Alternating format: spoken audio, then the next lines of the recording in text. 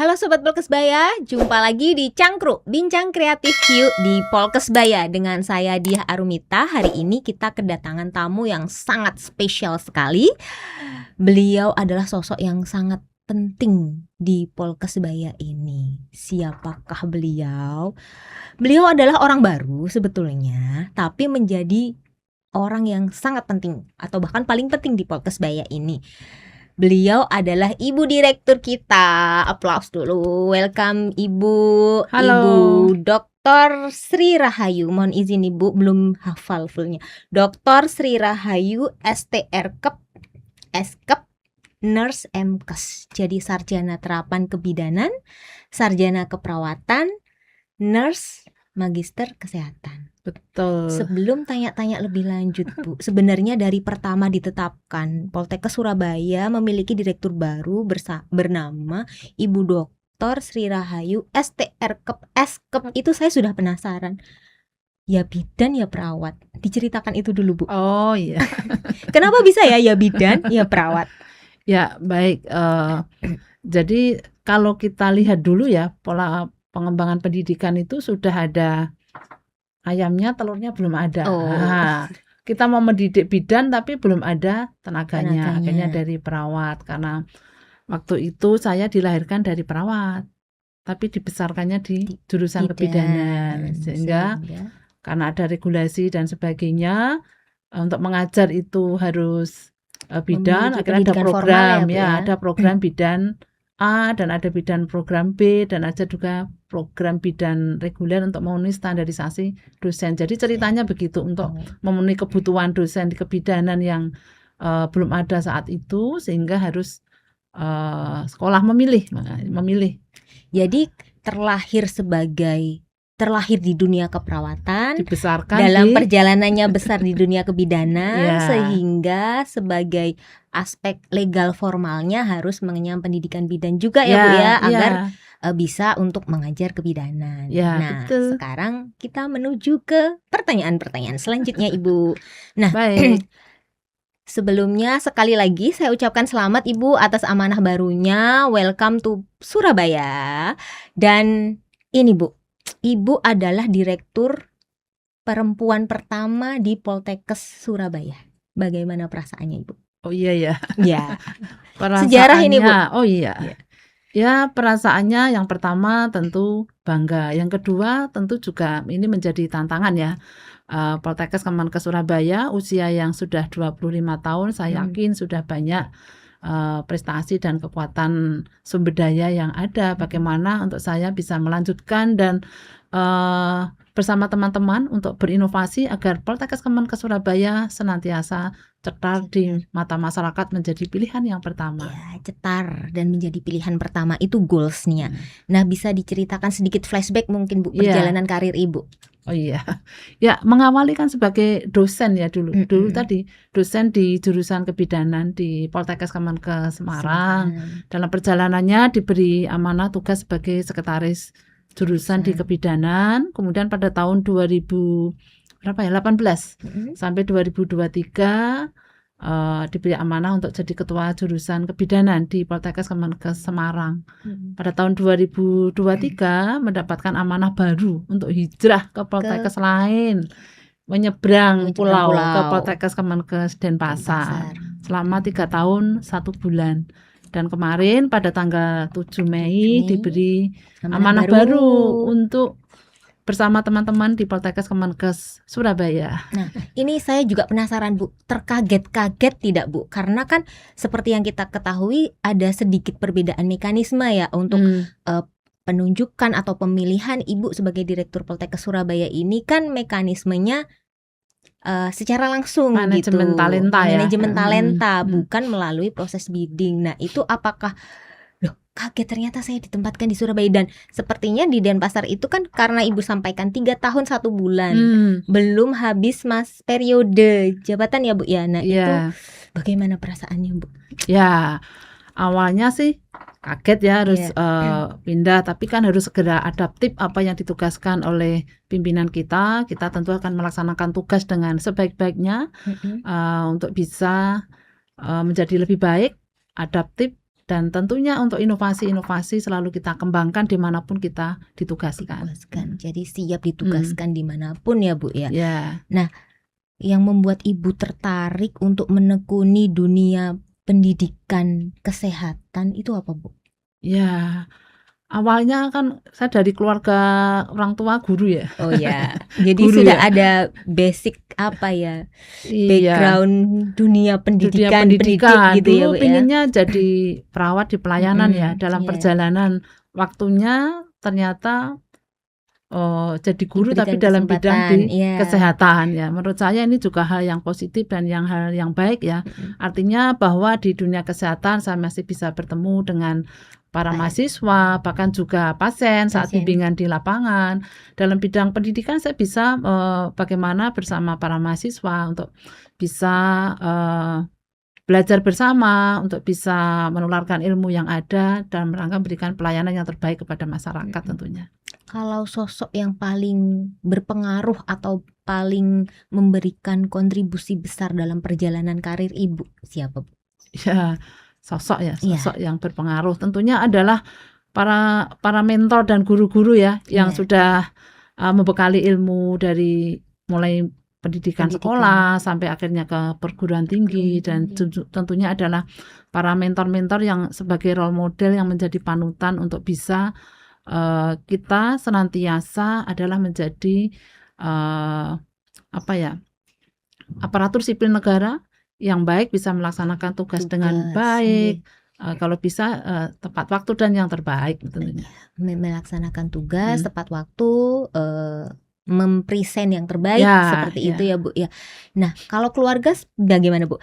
Mengingat Ibu kan berasal dari Semarang, kemudian ujuk-ujuk ke Denpasar, tiba-tiba ke Denpasar, 3 tahun kemudian ke Surabaya. Ya, awalnya ya kaget juga ya, tapi dukungan dari keluarga itu adalah modal utama untuk bisa melaksanakan tugas dengan baik. Dan alhamdulillah suami dan anak-anak merestui ya untuk bisa di tempat mengemban amanah ini ya. Kan komunikasi bisa juga ya dilaksanakan secara untung teknologi informasi sekarang sangat membantu mudah. Awal-awal yang jelas juga kaget, tapi sekarang sudah adaptif ya. Adaptif, apalagi sekarang di Surabaya Semarang bisa lah 3 jam ya Bu ya. Sudah lebih dekat. Alhamdulillah sudah di tanah yang sama, tidak terpisahkan lautan lagi. Nah, sekarang begini Bu, Ibu sebagai seorang ibu, sebagai seorang istri, sebagai seorang dosen, sebagai seorang direktur, seperti itu. Nah, di luar kesibukan Ibu sebagai pimpinan, ada hobi atau kegiatan yang masih Ibu aktif jalankan nggak? Oh iya, baik, terima kasih. Pertanyaannya nih sangat menantang nih ya. Bagaimana waktu 24 jam membagi 24 bisa jam mengatur dengan keluarga juga bisa, dengan tugas sebagai dosen tetap mengajar kan, tetap sebagai dosen ya. Bagaimana bersama teman-teman bekerja sama untuk tim melaksanakan tugas mulia ini, tentu harus komitmen dengan waktu dan yang tak lupa adalah kesehatan. Karena menurut saya kesehatan adalah yang utama untuk kita bisa berkarya, untuk kita bisa bekerja dengan lebih baik. Dan salah satu hobi saya itu sebenarnya sangat murah meriah ini. Jalan kaki, jogging. Jogging, Target seminggu 2 kali, minimal 4 kilo itu udah rutin. Jadi kalau misalnya hari Jumat di sini ada olahraga ya kebetulan ya. Olahraga harus bakal kalori deh. Nanti Minggu pasti saya akan jogging cari lapangan untuk bisa jalan kaki. Ikut event run begitu Bu yang sedang hit saat ini? Enggak juga sih, kalaupun ada ya enggak jangan, karena kalau run itu kan sampai 10 ya, faktor usia paling maksimal 5K lah, mungkin masih kuat.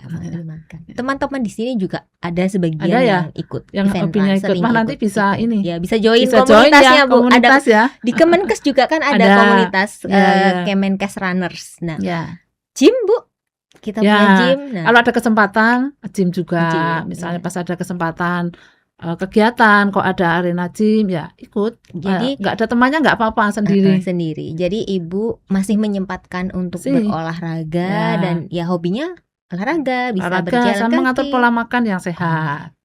Mengatur pola makan yang sehat itu yang saya susah Bu. Nah sekarang Bu, kalau terkait gaya kepemimpinan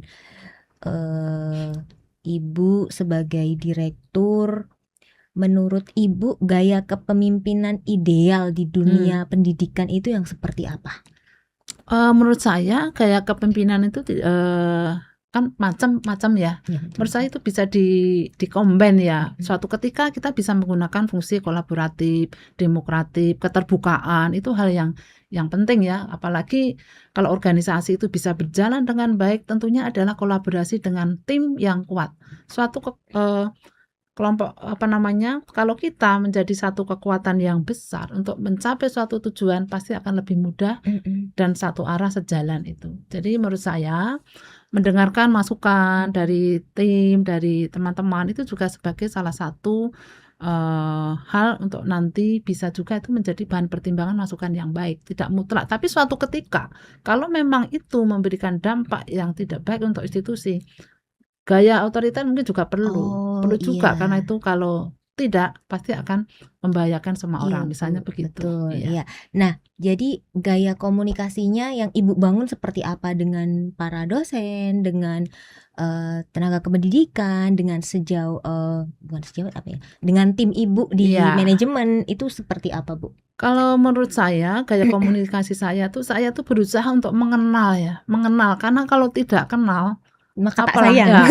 Makanya kadang saya ini tahap 4 minggu nih di sini, kadang bisik-bisik tuh sama Mbak Priska, itu namanya itu siapa? Saya mencoba sebut namanya, padahal saya barusan nanya. Itu adalah menurut saya kedekatan dengan personal gitu ya, Bu, ya. Itu akan mempermudah untuk kita bisa berdiskusi, untuk kita bisa bekerja bersama-sama. Nah, ini berarti saya harus 442 berusaha untuk mengenal. Yang terpisah-pisah ada di Surabaya, di Bangkalan, di Magetan seperti itu. Tapi sekali. Masih ada waktu, Bu. Nanti bisa roadshow untuk mengenal lebih dekat. Seperti dengan podcast ini, mengenal lebih dekat Direktur Poltek Surabaya. Baik. Nah, ada ini ya, Bu. Kalau pemimpin yang Ibu jadikan role model, itu siapa? Ya tadi yang saya sampaikan adalah guru-guru pembimbing saya. Iya, kebetulan saya mau menemukan mentor-mentor yang pernah dekat dengan saya sejak mengikuti perkuliahan sampai akhirnya mengikuti pendidikan terakhir kemarin di S3, itu adalah sebagai suri tauladan bagi saya. Yang artinya apa? Bagaimana bisa melaksanakan tugas, bisa berkarya dengan tadi yang disampaikan, dengan tugas yang banyak. Apalagi sekarang di era digital itu tuntutannya serba cepat. Artinya ya kita harus fleksibilitas, adaptif itu adalah sesuatu hal yang penting yang menjadi panutan bagi saya. Nah, cara Ibu menjaga semangat dan memotivasi tim Ibu untuk itu bagaimana, Bu? Karena kan tadi Ibu sampaikan Ibu lebih memilih pendekatan personal, mengenal lebih dekat ke tim Ibu, kemudian membangun komunikasi seperti itu. Nah, menjaga obor semangatnya ini, karena kan kadang tidak bisa kita pungkiri ya, Bu ya. Kadang ketika kita diminta data, diminta untuk menyelesaikan tugas, tidak peduli tanggal hitam, tanggal merah, tanggal apa seperti itu. Nah, menjaga semangat tim agar tetap berkobar dan bisa mengerjakan tugasnya tuntas dengan sebaik-baiknya seperti apa, Bu? Ya, ini menjaga semangat tim juga ya. Betul sekali, karena semangat itu kalau tidak dipupuk, pasti suatu ketika ada titik kejenuhan ya. Makanya menurut saya ya, bagaimana semangat itu tetap berkobar, yang pertama adalah mensyukuri dulu. Bahwa kita harus bersyukur ya, kita diberikan tugas sesuai dengan tupoksi kita. Dengan bersyukur itu akan, berarti saya akan bisa melaksanakan ini dalam kondisi apapun dengan baik. Dan yang kedua, dikala kita serius ya, kita serius melaksanakan tugas ini. Dikala kita mungkin perlu refresh ya, kita refresh lah, kita happy untuk biar ada balance ya, ada balance antara tugas yang harus kita kejar, harus kita selesai. Di satu sisi kita juga harus bahagia dong. Untuk bisa melaksanakan dengan baik kan harus bahagia. Bahagia dulu, happy, enjoy, hasilnya akan baik gitu ya, Bu ya. Iya, karena kalau sudah happy, bahagia, itu kita akan ikhlas dalam melaksanakan tugas kita. dan hasilnya juga akan baik. Ya, Sesuatu yang betul. dikerjakan dengan ikhlas akan membuahkan Nah, hasil itu yang tuh ya, baik. membangun rasa ikhlas itu loh Nah, yang nah. mari kita harus PR bangun ya Bu ya, PR bersama-sama. bersama, kita saling support, Ya, saling support, saling betul. mengingatkan untuk itu gitu. Betul, ya. Bersyukur, ikhlas, dijalani Ya. untuk mendapatkan hasil terbaik. Nah, sekarang sedikit flashback tapi untuk ke depan gitu Bu. Nah, bagaimana pandangan Ibu tentang Poltek ke Surabaya ketika pertama kali Ibu menginjakkan kaki ditempatkan di Surabaya 7 Mei ya Bu ya, 7 Mei dilantik sebagai Direktur Poltekkes Kemenkes Surabaya, kemudian beberapa hari kemudian datang ke Surabaya. Apa yang Ibu lihat dari Poltekkes Surabaya? Tanggal 12 ya ke sini ya. 12 hari Senin kalau tidak salah. 12, ya, tanggal 12 ya pokoknya.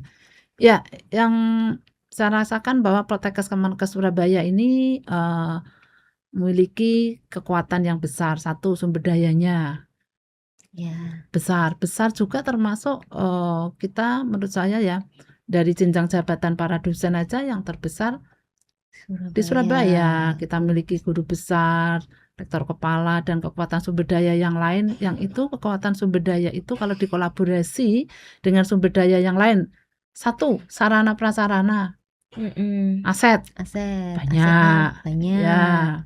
Kemudian tata kelola menurut saya juga di usia 25 ini sudah mapan ya Bu, artinya tinggal ayo kita pertahankan dan tingkatkan kembali bahwa memang Poltekkes Kemenkes Surabaya ini dengan kekuatan yang besar untuk bisa prestasinya besar juga tentunya. Ya. Nah, visi ke depan Bu selama karena ini dilantik untuk 4 tahun ke depan. Goalsnya Ibu apa?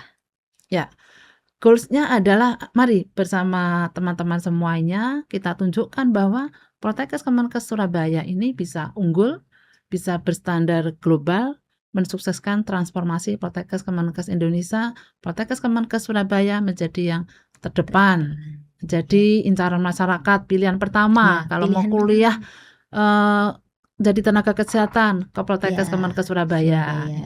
Ya. Jadi sesuai tagline-nya ya Bu ya.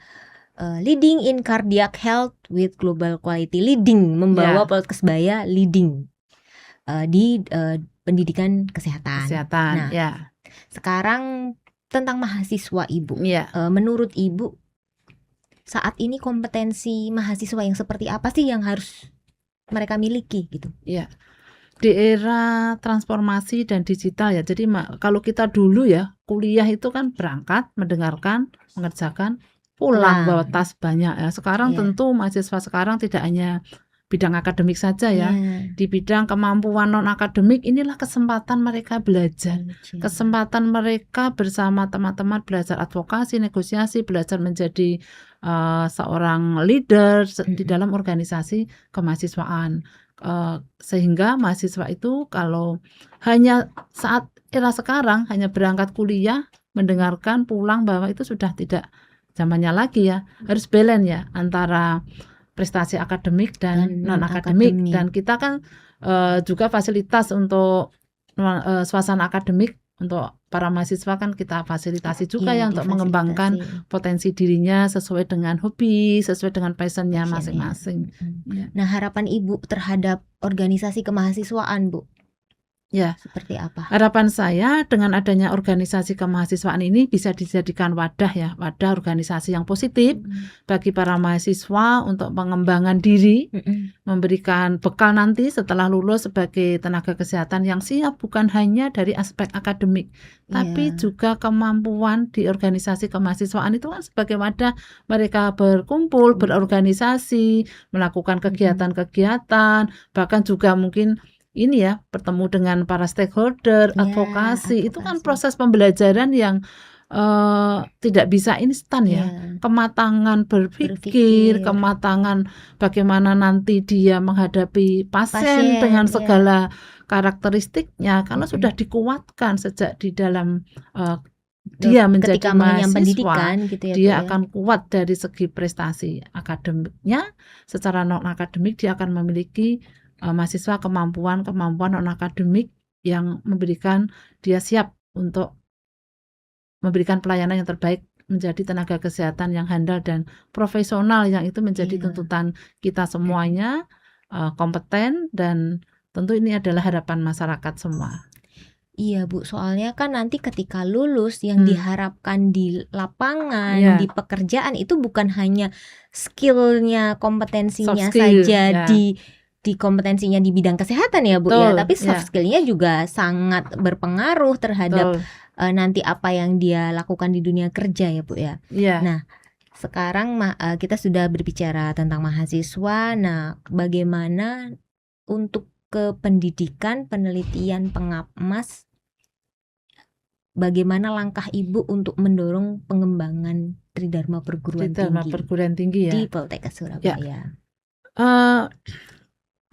Perguruan tinggi seperti kita kan perguruan tinggi vokasi yang mencetak calon tenaga-tenaga kesehatan, tentunya dalam tata kelola pendidikan, penelitian, dan pengabdian masyarakat adalah suatu hal yang penting ya. Contoh dalam bidang pendidikan, kita mulai dari pendidikan dulu deh. Dalam bidang pendidikan kita harus adaptif terhadap regulasi yang ada. Sekarang di regulasi Permendikbud 39 tentang pembelajaran itu student center learning ya, dengan OBE itu juga kita harus, kurikulum kita harus kita adaptifkan. Dalam bidang penelitian, tentu penelitian-penelitian yang dilakukan Bapak Ibu dosen ini sejalan dengan kebutuhan permasalahan yang ada di Indonesia ya. Apalagi sekarang 4 penyakit pokok KJSU ya, PTM, dan juga kesehatan ibu dan anak itu masih menjadi prioritas ya. Jadi memang penelitian, selain memang penelitian untuk menunjang keunggulan dari prodi, program studinya, juga penelitian yang memang berbasis kebutuhan dari masyarakat untuk bisa diselesaikan. Dan tidak hanya meneliti, tentu rekomendasi-rekomendasi penelitian, kalau itu penelitian kebijakan adalah sangat ditunggu ya untuk para pengambil kebijakan. Kemudian penelitian-penelitian terapan tentunya juga tidak hanya berhenti sampai di penelitian selesai, publikasi, bahkan hilirisasi, komersialisasi, itu adalah menjadi hal yang harus menjadi kebutuhan ya, bukan hanya sebatas meneliti. Pengabdian masyarakat, kita tentu juga harus melaksanakan tugas itu biar masyarakat minimal di sekitar kita kampus, syukur bisa lebih meluas merasakan apa yang kita punya ini untuk bisa kita dharmakan kepada masyarakat. Tentu ini akan memberikan kontribusi yang baik, mendukung program pemerintah ya, bagaimana masyarakat itu bisa mandiri dan terberdayakan atau pemberdayaan kepada masyarakat. Iya. Nah, tadi yang penelitian itu saya sedikit tertarik Bu, karena ya di samping penelitian itu bukan sekedar gugur kewajiban melakukan penelitian kemudian dipublikasikan, tapi juga harus melihat kebermanfaatannya itu untuk masyarakat ya. Untuk apa diteliti, dipublikasikan, tapi sebenarnya masyarakat tidak membutuhkan itu gitu. Itu jadi ke depan itu seluruh penelitian diharapkan memang yang memiliki kebermanfaatan yang tinggi. Nah, untuk inovasi yang akan Ibu kembangkan untuk pengembangan Badan Layanan Umum Poltekkes Surabaya seperti apa Bu? Tadi kan Tridharma sudah. Nah, sekarang tata kelola pengembangan BLU. Baik, Poltekkes Kemenkes Surabaya kan sudah sebagai Satker Badan Layanan Umum ya. Harapannya kan tingkat kematangan atau maturitinya kan semakin, kemandiriannya semakin baik. Artinya kita harus komitmen konsisten dengan tata kelola Badan Layanan Umum. Ya, itu adalah prinsip yang harus kita taati, adalah dengan bagaimana kita bisa kemandirian BLU ini bisa kita raih. Artinya apa?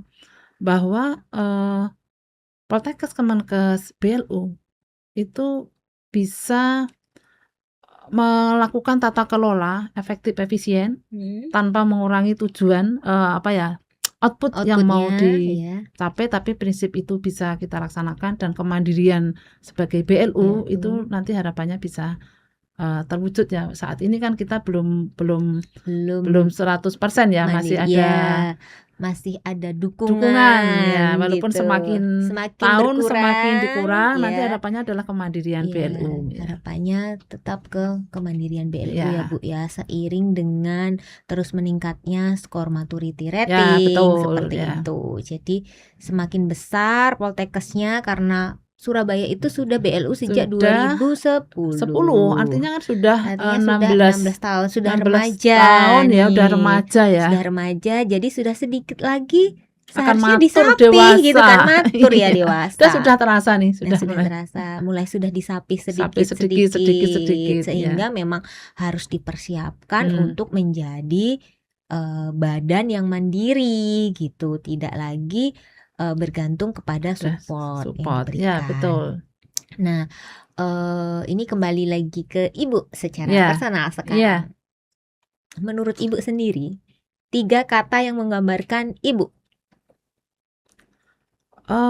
Menurut saya ya, sang pertama adalah berkomitmen ya, komitmen terhadap tugas yang diberikan, tanggung jawab, dan tentunya adalah disiplin ya, disiplin terhadap komitmen yang akan dilaksanakan ya, itu.